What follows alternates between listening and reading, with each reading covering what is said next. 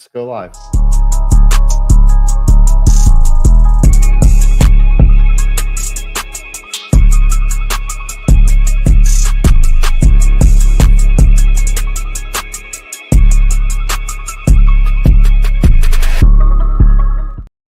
Hey, what's everybody? Welcome to another episode of Just in the Nick of Crime. I don't think our YouTube, or not our YouTube, our Instagram friends are joining us tonight because for some reason it's not working, so screw them. That being said, we have a lot to talk about. Well, not really a lot to talk about. It was after lunch. It was pretty light overall, but some important things that came up out of it. As always, if you missed the midday recap, those notes are on Substack. The recap video is already obviously shared on the Diddy playlist on YouTube. You can go back and check it out. It wasn't very long. I think it was maybe 30 minutes for that. And obviously reading it is something that you can do as well. What did I not mention at all? My wife and stuff are here saying that I didn't mention something. What happened? I'm not going to sing a song. Oh, that's the thing that it does. So basically, for those of you asking, my wife's like, he didn't tell me about this either. So on TikTok, they say if you reach a certain goal of something that you'll do something and it automatically defaults to sing a song. Nobody wants to do that. That is how I would lose followers. You know? So that's what's going on. Anyway, so we will not be doing that. We will not be doing that. But that being said, we'll talk about what's going on. This was the end of the trial for the week. So we'll have more coverage starting on Monday. Mia has been one heck of a witness. There are a couple of housekeeping items, one of which is really important that I'm going to say till the end, because I just feel like if I put it at the beginning, it could become problematic. So I will save the last thing for the end. That could have been earlier, nevertheless.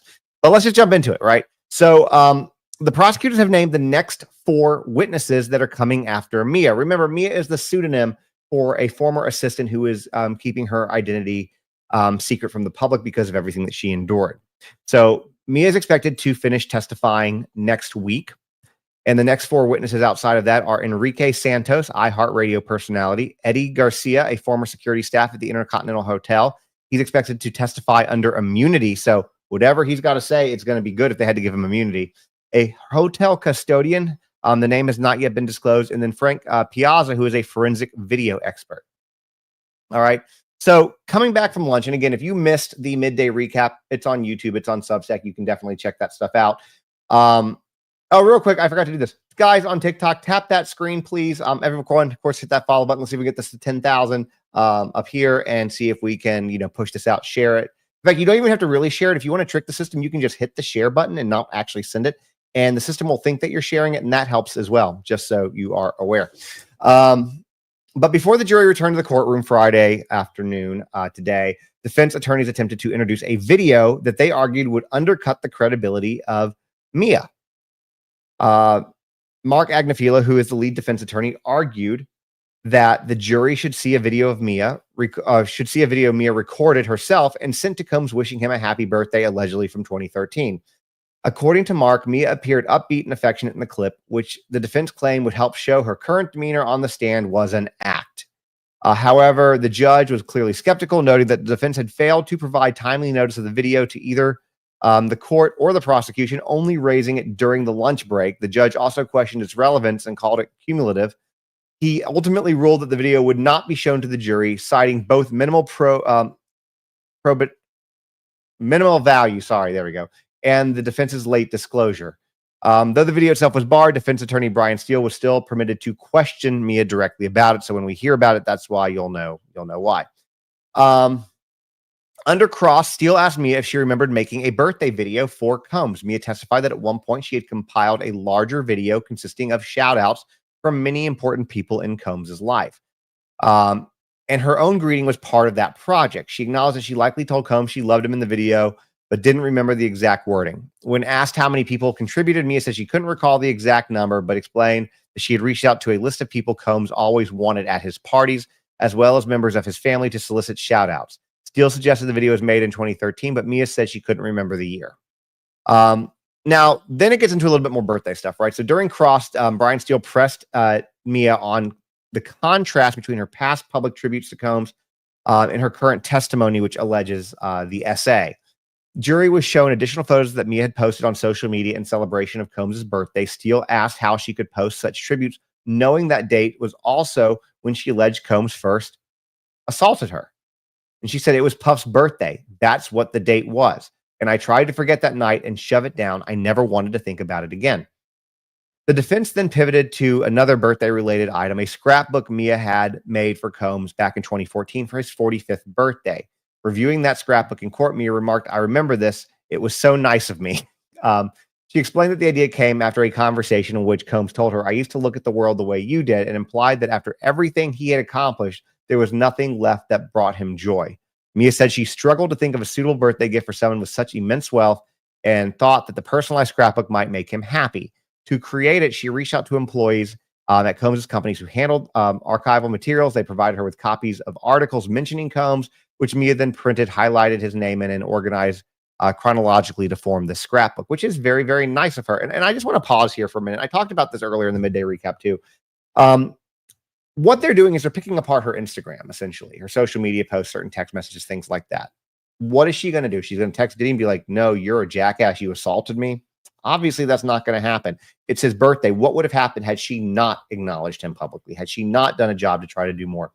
That could have been worse. On top of that, when you are with a situation where somebody is abusing you, in this case, it was a employer abusing you, in any form of abuse situation, you try to keep your abuser happy, because if they're happy, they're less likely to abuse you. And so I feel like what the defense is doing, and this is my personal opinion, I just want that known, this is my personal opinion. It feels to me that the defense is re-victimizing Mia, making her do this, putting doubt as to who is at fault. And look, I know this is their job, but they didn't really do this so much with Cassie, right? But basically trying to say that, hey, you were happy. This really wasn't what was going on. This is very contradictory to what we're seeing on the stand today. But as I mentioned earlier, when you look at Instagram, especially for those of us who have been on Instagram since it first came out, Alyssa and I even have friends in real life, and on Instagram, they have the perfect life, right? Beautiful life, coordinated pictures. Everything is perfect. But in real life, these friends will say, "Hey, we're the biggest phonies that you might know. Like, this is not who we really are." And I think that's what people forget when it comes to Instagram. They show you the perfect life, not the behind the scenes stuff. You know what I'm saying? So that's just my opinion. And that's something that I kind of wanted to just make a point of, to at least mention. You don't have to agree with me on that, but I think that that's kind of what's doing. And I think that what the defense is doing is really kind of crappy. And I mean, I know it's their job, but it's really kind of crappy to kind of do what they're doing. And you'll see a little bit more as we go through this. So during the cross-examination, Brian Steele then zeroed in on one of the central question jurors might be weighing, which is, if Combs was so abusive, why did Mia work for him for years and create personal gifts for him, such as the scrapbook, which was presented previously? Steele asked why Mia remained in Combs' orbit despite her allegations of years of physical, sexual, and emotional abuse. Mia responded with emotional candor, explaining that her experiences reflected the dynamics of an abusive relationship, saying, quote, "My therapist or a psychology textbook would explain it better. But in an abusive relationship, there is a cycle of violence. I was young and manipulated and eager to survive. I'm unraveling a lot of this now in therapy. Nobody was there to say these things that were happening were wrong. There was nobody around us that even flinched at his behavior." She described a constant state of fear and self-protection. She said, "I was always in trouble, and I was always just trying to find a way not to be in trouble." During cross as well, he continued to challenge Mia on why she remained in the inner circle despite all this alleged abuse, right? And at one point, Steele said very pointedly, "Why do you need someone else saying it was wrong of Mr. Combs to make you feel like he would kill you?" Mia's response shed further light on the psychological dynamics that were at play here. She explained that within her, there was always a struggle between her logic brain and her trauma brain, and the trauma brain always wins. Eventually, it becomes normalized, and you're just going to get back to good. You're just trying to get back to good. I'm sorry. You make excuses for people, and I'm a people pleaser. I'm an empath. I'm a rule follower. I just wanted to do my best and make everybody happy all the time. So I tend to take a lot more than normal people. I don't know how to explain that. I don't know if I should apologize for that. I forgive people all the time for things. Defense attorney Brian Steele then repeatedly suggested, this part kind of pisses me off, but repeatedly suggested that she had fabricated her SA allegations against Sean Combs, saying, Mr. Combs never had unwanted, non-consensual, forcible S contact with you. Isn't that true? Mia responded unequivocally, what I said in the courtroom is true. I have not lied to anyone at all. Steele continued to press the issue a little further. Isn't it true, although unforgivable for any person to put their hands on a woman, especially a man, isn't it true it did not happen as many times as you said to this jury? Mia did not waver. Everything I've said in this courtroom is true. Steele also questioned why Mia would have created a personal scrapbooks for Combs if the allegations were true. It's a lot more complicated than that, she said. For context, for those of you guys who might have missed it earlier, Mia worked as, Mia's not her real name. She is insistent that's a pseudonym. Worked for Combs as his assistant from 2009 to 2017. In earlier testimony, she alleged that Combs had SA'd her multiple times, beginning just a few months into her employment and continuing multiple times over the years. Jurors on Friday were then shown a series of texts that Mia Combs's that Mia had sent to another Combs employer, KK, Christina Karam, in December of 16 after learning that Revolt Films would be shutting down, which we talked about that earlier, but now it's defense. So jurors Friday were shown a series of text messages that that they did, that they had between each other. Mia testified that she had just come out of a meeting with another executive who informed her that the film division would be closing. Mia was devastated. She texted Christina Karam saying, my life is over. The two exchanged a few messages before Mia stopped responding. Karam followed up with multiple texts asking Mia to answer her phone. Eventually, Mia replied, apologizing, saying that she would call Karam soon. She said, I'm not okay, but I'm alive and I love you, Mia wrote in one of her messages. Karam responded by calling Mia a superstar, offering encouragement, and in return, Mia replied that she was so heartbroken that she couldn't breathe. And as part of the same line of questioning, Brian Steele asked Mia why she wasn't happy leaving her employment with Combs, considering her allegations of abuse. And Mia explained that in 2016, she had been thriving in her work with Revolt Films, finally seeing her career dreams beginning to take shape. She said, I didn't want to leave the company that I built, where I was actually starting to see my dreams come to fruition. She also described how deeply entrenched she felt in Combs' world. It was the only life I knew.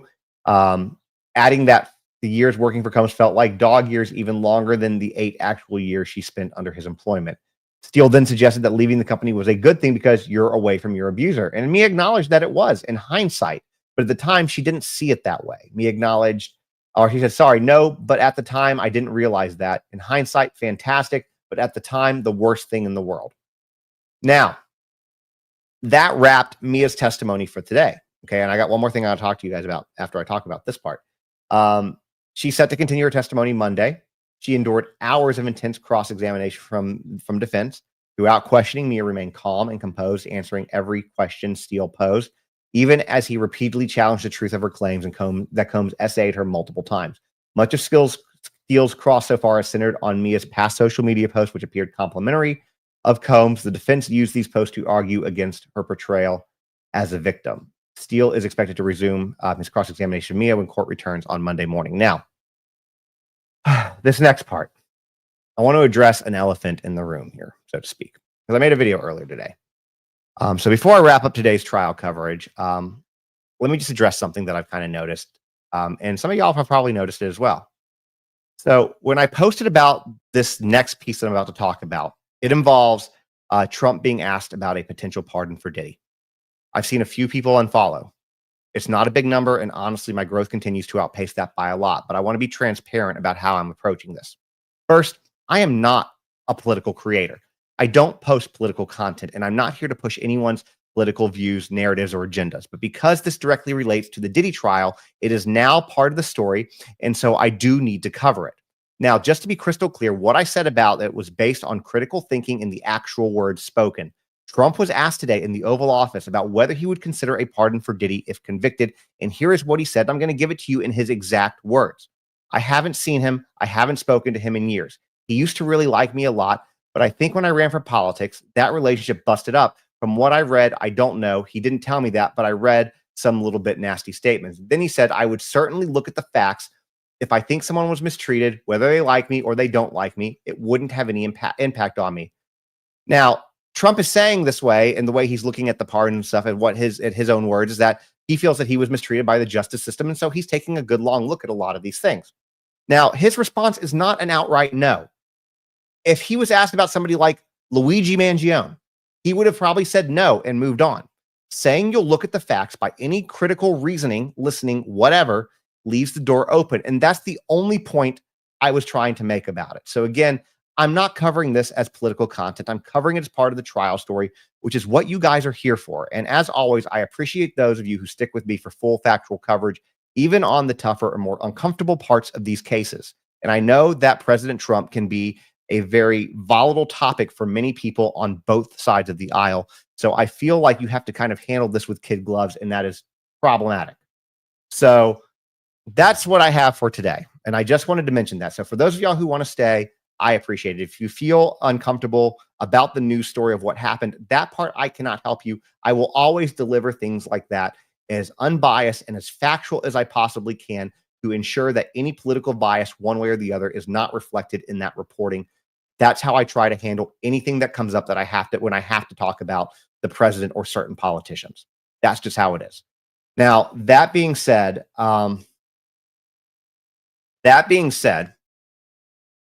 if you came in late to this, you can watch the end of the day recap on YouTube. I will eventually get these notes out on Substack. I love each and every one of y'all, and I appreciate every one of you for being here. I would not have a platform without you all. My goal is to make this a place where anybody is comfortable, unless you're just a complete and utter douchebag, and then I don't want you here. But other than that, there, you know, whatever your religious, political, sexual preferences are, any of that stuff, there is nothing here for me that would make me not have. The only thing that would make you unwelcome here is being a bigot or being a complete ass clown. That is it. Other than that, anybody's here, welcome to be here, and that's how I like my platform to be.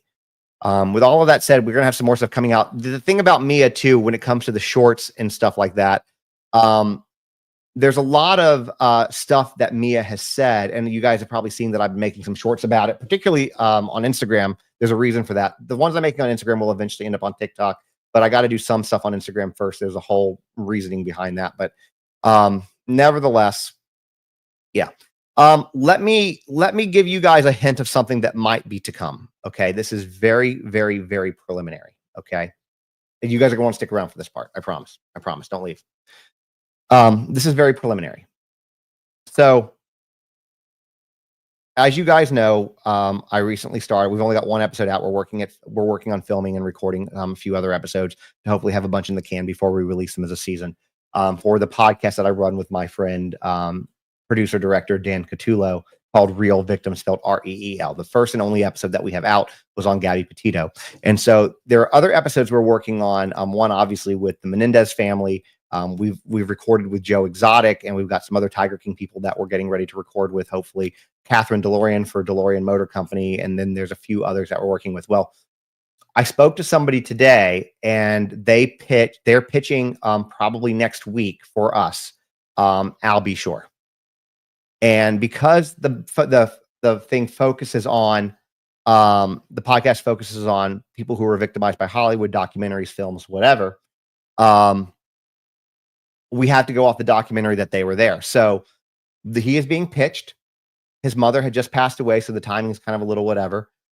We feel cautiously optimistic that he will come on, and if he does, we will get that episode out probably as quickly as possible while the Diddy trial is going on, because obviously we want to capitalize off of that for viewership and listeners and things like that.